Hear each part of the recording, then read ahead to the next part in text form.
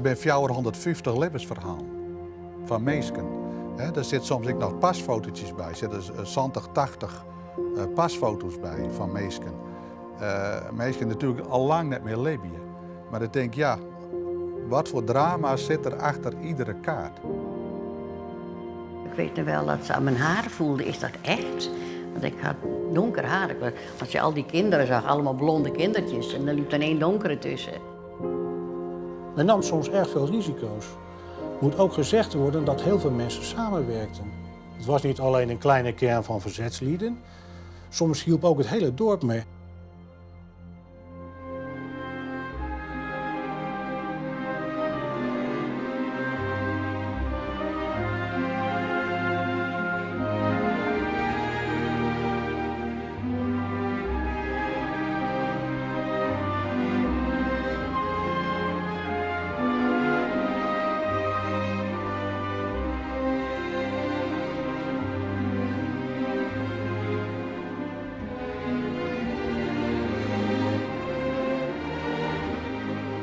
Een veilige haven. Dat wordt Friesland in de rin van de oorlog meer en meer. In het begin gaat het om slachtoffers van het bombardement van Rotterdam. Later om evacuees naar de slag om Arnhem en hongerevacuees uit het westen van het land. Zoals de Ajax-voetballers die het onderdak krijgen op het Jereveen. Tussen de 60.000 en de 80.000 mensen die vanuit delen van Nederland, vooral het zuiden van Nederland, naar Friesland zijn gekomen. En dat zijn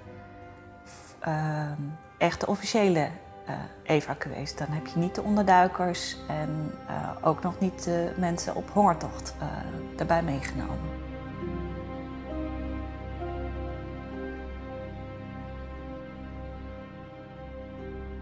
Troepen van het geallieerde expeditieleger zijn hedenmorgen geland op de Franse kust. Na de invasie van de allieerden in Normandië werden de Duitsers in 1944 heel niet meer naar het noorden weeromdrang. Als het front opschoot richting Roermond, wilden de Duitsers een massale evacuatie van de plaatselijke bevolking. En toen ineens moesten we weg. 's morgens om 7:30 stonden de Duitsers voor de deur en om 8:00 moesten we buiten weg.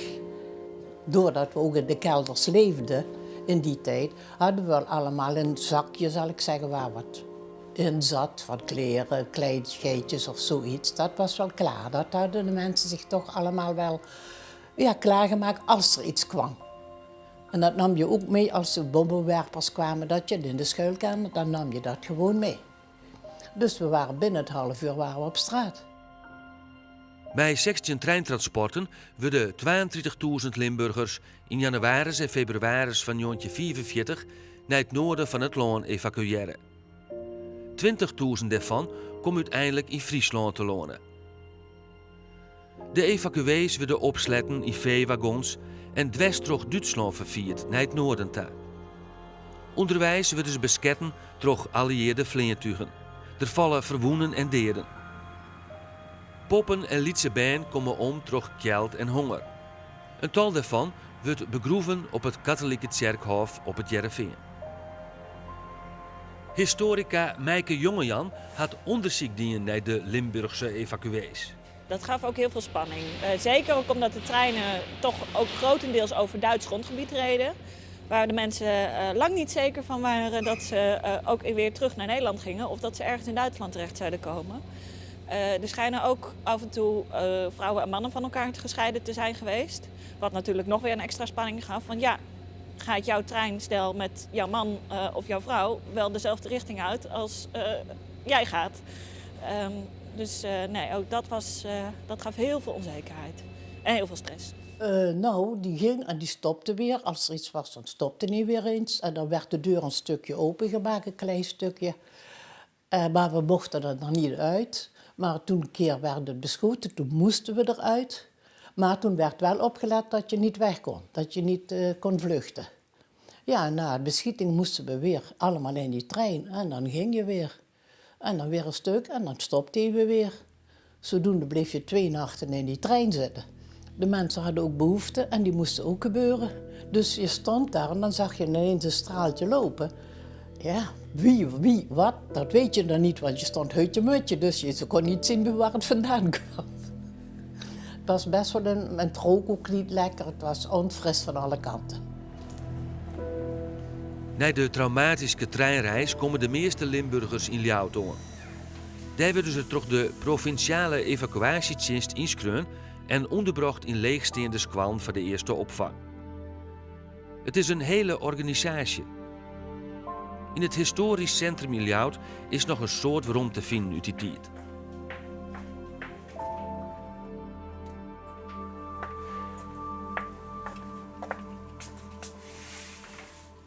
Wat je hier bijvoorbeeld ziet, is een lijstje van de evacuees die op de Julianaschool gezeten hebben.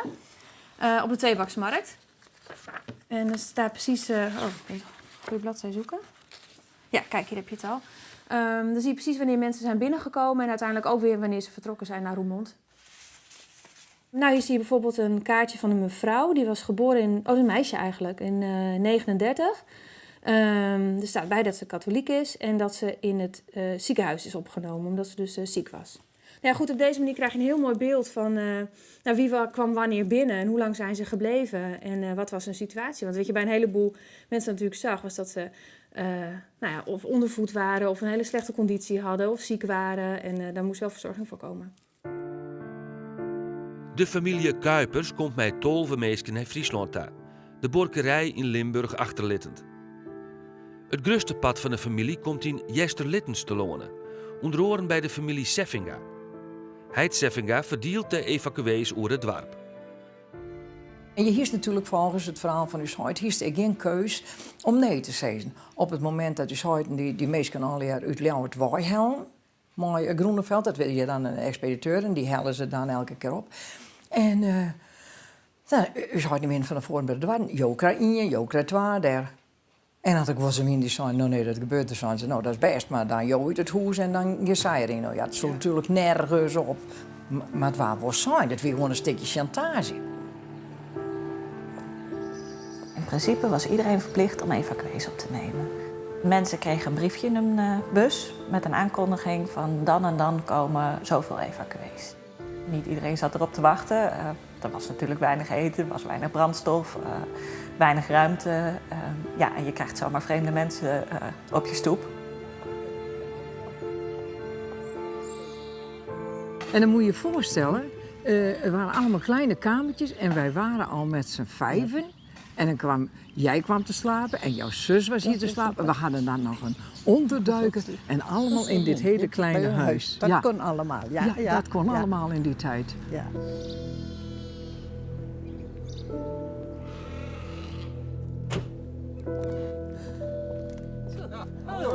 Hoe is het?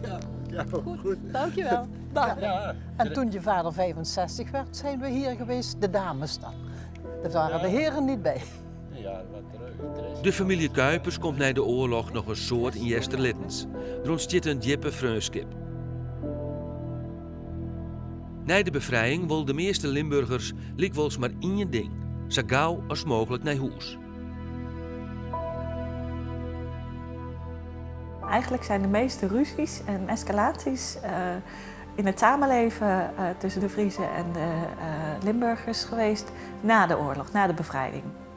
Mensen mochten pas naar huis als een gebied veilig was verklaard. In sommige steden waren zo kapotgeschoten dat er geen stromend water was, geen werkende riolering was, eigenlijk geen eten, eigenlijk geen onderdak. En een groot probleem was ook dat mensen niet altijd hun eigen naam hadden gehouden en dan vervalst persoonsbewijs hadden. En de persoonsbewijzen bleven ook na de oorlog in deze administratie het uitgangspunt. Dus mensen moesten aantonen dat ze iemand waren, terwijl hun persoonsbewijs iets anders zeiden. Toen de oorlog voorbij was, mochten we niet gelijktijdig naar huis. Is mijn vader en 2 broers en een zus zijn eerst gegaan. En later zijn wij gegaan, ja. En met vrachtwagens werden we opgehaald. Door vrijwilligers van Limburg, die kwamen met de vrachtwagens. Het huis was helemaal stuk. Dat was stuk geschoten en uitgebrand. Dus we troffen daar aan niks. Ik denk dat een heel soort die periode, die trieste periode, eigenlijk zo gauw mogelijk vergeten worden, opbouwen. En Maar als dan ik net een echte dikke klik heb met de familie Westo dan West bist, dan gaat het in het vergeetboek. Maar ja, hier in Littens ben toch verschillende gezinnen die toch altijd over en weer naar. Dus wij het troffen dat we zulke goede mensen uit Limburg hier kregen hebben. Voor de evacuees mij van de Duitse bezetter alles regelen worden. Maar jel wijs de oorlog wordt Friesland stadig gewoon een veilige haven voor een grote stream onderdoekers. Om dat alle te regelen, moet er een soort in het geheim organiseren worden. Friesland had een goed erin de verzetsorganisatie in vergelijking met de rest van Nederland.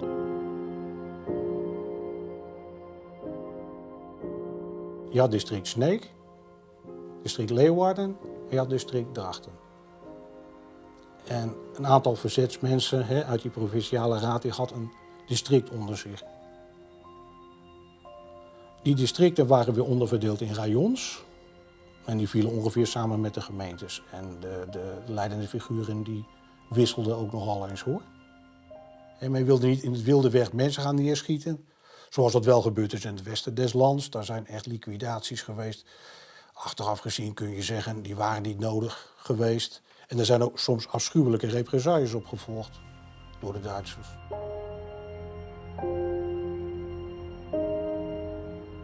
De 6 leden van de provinciale verzetsrier treffen elkaar elke vreed op de veemerken in Ljout. Daar wordt alles besprutsen hoe de bezetter. In de Noorderkerk in Ljout komen de meesten van de districten en rayons in het geheim bij elkaar om alle onderdoekers uit de provincie te verdelen.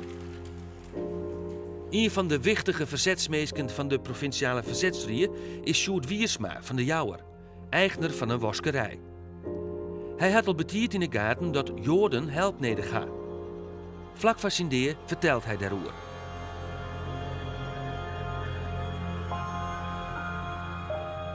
Eerst was ik doodbang. Ik ben altijd bang natuurlijk, maar eerst was ik doodbang. Maar het duurt niet lang, dan raak je die angst ook kwijt. Dat is de zegen van het werk. Ik had een boer en die had een mooie boerderij, daar kon hem flink wat Joden zitten. Maar hij wou niet. Toen kwamen die mensen bij mij en die zeiden, wil u daar eens heen? Ik nam het dood, was een christen. En hebben we gepraat en toen zei hij, dat vergeet ik ook nooit weer. Meneer zei, ik ben bang, doodbang. Maar je moet maar een paar brengen, want het kan toch niet anders. Dat moesten wij hebben. En het is heel merkwaardig, de man was gereformeerd. En er zaten ontzettend veel gereformeerden in het verzet, hier ook in Lemsterland. Er was een discrepantie. Gereformeerden die zagen de Joden als de moordenaars van Jezus Christus. Dus ze moesten bepaalde bezwaren opzij zetten. Twee waarom had de pakensister van Sjoerd Wiersma het unieke archief van een waarom gevonden, bij familie op een zouder. Friesland had daarmee zijn eigen Schindlers List. Ik ben een man, ik ben een vrouw. Je zit 450 kaarten in van Joodse onderduikers. Ja, ik vind het een wonder dat al die gegevens de hele oorlog terug bewaren zijn blijven en dat de Duitsers ze nooit pakt hebben. Dat ze ben heel slim geweest in het verstapjen van belangrijke dingen. Ja, er zijn 450 levensverhalen van meesken. Er zit soms ook nog pasfotootjes bij. Er zitten 70, 80 pasfoto's bij van meesken. Meesken natuurlijk al lang niet meer leven. Maar ik denk, ja, wat voor drama zit er achter iedere kaart? Dat vind ik wel indrukwekkend, dat je sites in je handen hebt.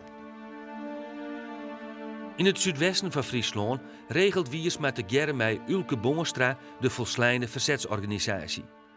Communicatie wie daarbij essentieel. De malje hel je de onderdoekers uit het westen bij, of het verzet uit het westen regel je dat onderdoekers naar Friesland gebracht worden. In het laatste oorlogsjaar werden de beide malje verrieden. Bongenstra werd door de Duitsers om het leven gebracht, Wiersma met onderdoeken. En op een veromreis, toen zei Paak, Sjen Bongenstra, nou, ik weet het net, maar het is net goed. Ik word helemaal onrustig van binnen. Nou, zei Bongenstra, het zal wel wat zenuwen wezen, we heksen volle maai maken enzovoort. Nou, toen kwamen ze aan bij het station Heerenveen. En Bongenstra stapt uit en Paak vertrouwde het toch net. Die blauw achter een beetje bij de trein staan. En toen ran Boonstra het perron op. En toen draaide de Holland nog om naar Paken. Morgen werden van jongen, er is niks aan de hand, het valt best mee, kom maar. Maar Paken kwam net. Boonstra stapte verder en dan weer er een verrierder uit de Jouwer. Die wees de Duitsers aan van dat is Boonstra. Ze pakte hem op.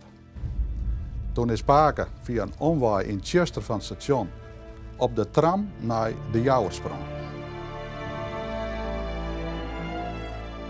En toen is hij de riedende waai uit die trein sprong.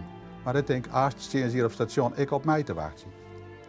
En toen weer er al een van het verzet, die had een bericht kregen, daar was de kamer op Rommie, daar komt visite aan.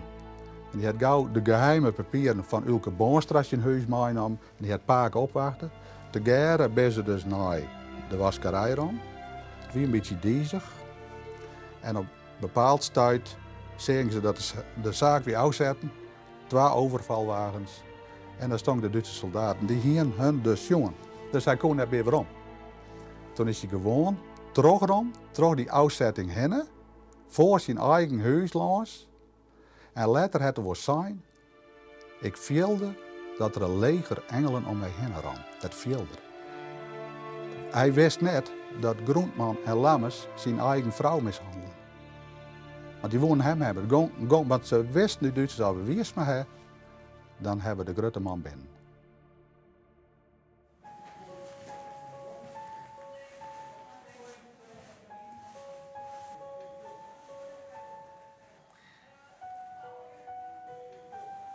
Dit was de balkonkamer waarin hij vroeger zijn werkzaamheden die had. Dat was de mooiste kamer van dit pand. Ik kan me dat wel herinneren dat ik vroeger wel wist had dat we aan het einde van de dag mijn huid ophellen had. Zeg maar.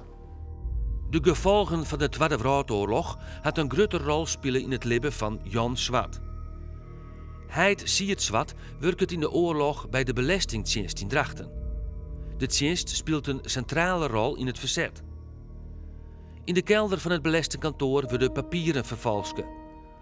Op het moment dat het helemaal misgaat, trok verrier. In mei 1944 valt de Duitsers het kantoor binnen. 1 man van het verzet wordt deersketten, 5 malje worden oppakt. Ik zie het zwart. Het merendeel wat aanwezig weer is uitvoerd zeg maar, naar het Scholdenshuis in Greens. En daarna zeg maar, naar kamp Amersfoort. Zeg maar. En daar ben ze te werk gesteld. Mijn Heidi wie dus in het kamp Amersfoort en toen kreeg er een ziekte, een besmettelijke ziekte zeg maar, in de vorm van dysenterie. En daardoor moesten zij dus hem daar kwijt. Dus die had ze dus vrijlaten. Door datgene wat het dus meemaken had in het kamp Amersfoort. Is hij eigenlijk een gebroken man, die eigenlijk lichamelijk heel weinig meer kon. Hij vertelde dat ik zo. Dus dat weer puur, ik net richting mijn mem. Ja, hoe ging we daarmee om? Dat is voor mij een gesloten boek. Als we zimmers zeg maar, op vakantie gaan, hebben we weer een wiesprek in de Roggeberg in Appelscheer, zeg maar. Dan kwam hij tot rust. Dan hier hij dus op een gegeven moment een soort, hoe neem je dat? Kampsyndroom, neem ik het maar. Het liep het erop, zeg maar, aan de boerderkant liep het erop. Al hier een epilepsieaanval, zeg maar. Het weer net zo.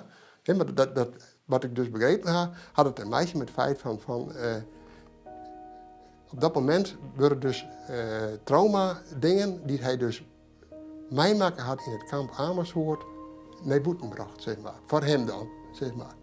En dan moesten we, zeg maar, als Ben, moesten we al je voortwerken. Hij zei, hij viel er dat aankomen, zeg ik dan maar. Maar hij moet net zelf, zeg maar, nou ja, wat dat met hem dier, zeg maar. Hij zie het zwart wordt zo'n 40 hier. Hij liet een huishouding achter mij 6 ben. Jan Swart is dan 15 jaar oud.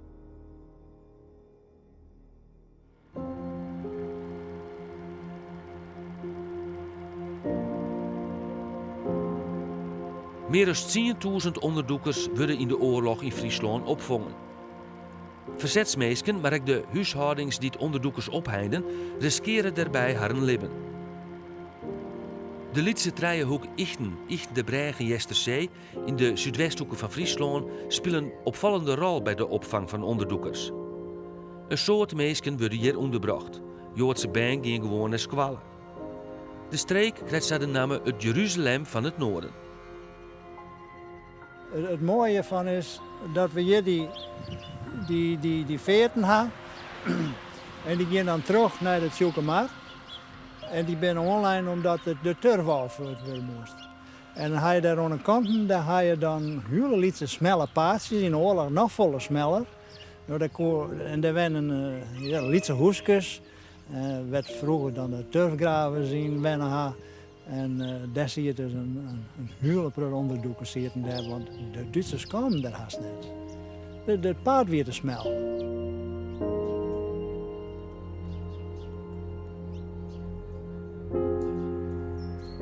Ellie Katz komt als Joods band vanuit Amsterdam naar Friesland toe. Als jongejarig famke komt ze uiteindelijk in Jesterzee te wonen. Het was voor mij heel vreemd, heel vreemd. We aten 's middags warm en we aten in een diep bord, kreeg je aardappelen met groenten. En dan werd het gegeten en dan ging er nog pap in. Nou, we kregen, als we pap kregen, 's ochtends pap. Ja, je moet je voorstellen, het was zo vreemd als jullie nou bier krijgen en er met een lepel op moeten gaan eten. Zo vreemd was het voor mij. Dat was heel raar. Het is 1943 en het wordt te gevaarlijk voor de familie Katz in Amsterdam. De trijen van de huishouding doe ik als eerste onder. Ellie geeft mij een contactpersoon van het verzet via de boorddienst oer de IJsselmaar naar de Lemmer. Na wat omzwalkingen komt ze bij de streng christelijke familie Kupers in Jesterzee. En krijgt ze een nijbroerke, Heid en Mem. Als je zelf kinderen hebt, denk moet je je kinderen weggeven? Dat kan toch niet? Maar het gebeurde wel. En dan denk je, stel je voor, want die mensen hebben mij in huis genomen. En waarom, als ze mij nou zouden vragen, dacht ik nou wel, wil je zo'n kind in huis nemen? Ik moest me wel 3 keer bedenken om dat te doen. Want ze pakken niet alleen dat kind, ze pakken mij en mijn kinderen ook. En dat gebeurde daar. Ze deden het gewoon. Ik geloof ook dat het van de kansel gepreekt werd. Dat ze het uitverkoren volk van God, dat is wel fijn hè, als je uitverkoren bent. Het uitverkoren volk van God, dat moesten ze helpen.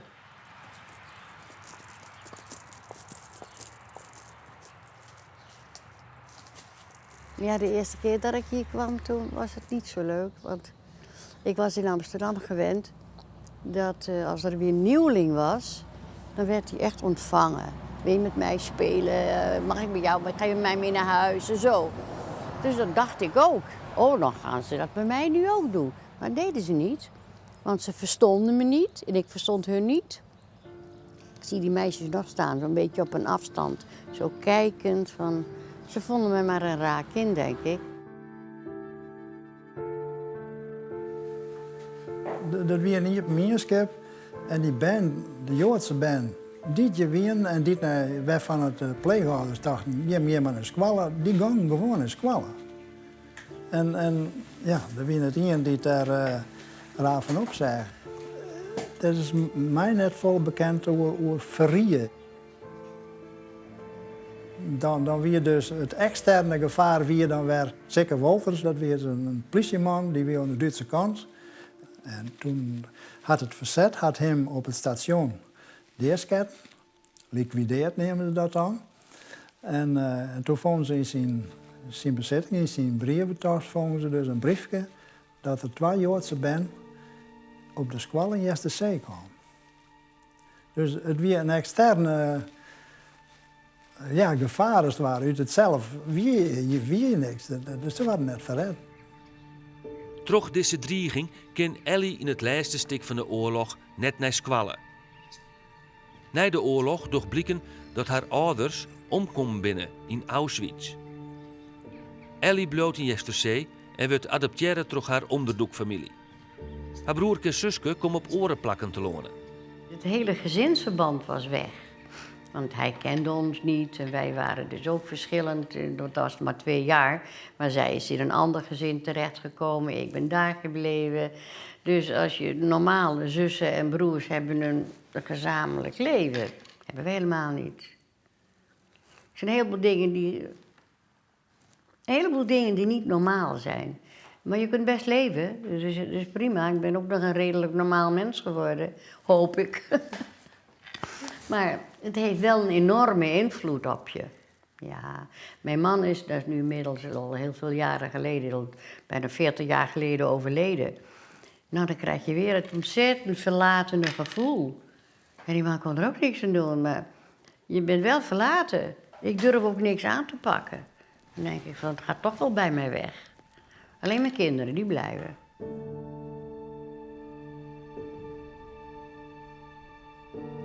Onderdoekers zitten op de meest vreemde plekken verstoppen. Zoals in de schoolkelder van Holtrop. Dat zal ik je vertellen, dat is toen de keistal in de winter zag. Het achtereind van de stal, daar stond de koude beton. En het vooreind, dat weer gewoon stond op de grond. Dat weer net met betonlijn. En daar hebben we toen onder die krek van die betonlaag langs, en onder die hoeken daar de grond zit, hebben we een gat geroepen en daar hebben we toen met z'n vrouwen. We konden de krek met z'n vrouwen in zitten, maar er weer niks over zitten, zo wat met de knibbels hebben we gedaan. Maar nou ja, we hadden toen natuurlijk die angst voor zagen dat er moest hoosje wel jakkers doen. Om onder de arbeidseinsatz bij te komen, zit Bernardus Holtrop in Ichten op de familieborkerij onderdoekt. Dat gaat lang goed, om het moment van een Duitse inval. 4 onderdoekers moeten onder de kei de schoolkelder in. En veel, nou, zo veilig onder die kei. En daar konden we toch, daar binnen ze nooit een zitten. Daar konden ze een zitten, want de kou die stond op gewoon. Op dat bord, maar er staan strieën en roest op. En dat kon zij nooit zijn dat er hier een ander zitten kon. Nou. Daar hebben ze nooit aan twijfelen net hier. Ze hebben nooit geprobeerd om daaronder te zitten. Net. Dat, nou ja, toen ze naar vet gingen doen. Ik had het nog. Toen is hij bij het Luca, met dingen Luca. Nou jongens, kom maar uit, ze zijn vet. Wij zijn alle 3 tegelijk, half jaar. Ben je wel vetheid? Ja, jongens, we hebben een huisje, jongens. Ze zijn alleen lemmer. We hebben helemaal een huisje, dat ze goed 4 vet vinden. Kom er nou maar uit. Toen ben wij eruit gekomen. Toen, ik zag eens nog, stond in de stal met zijn vrouw, nog even met de handen om elkaar en een verdankbaarheid.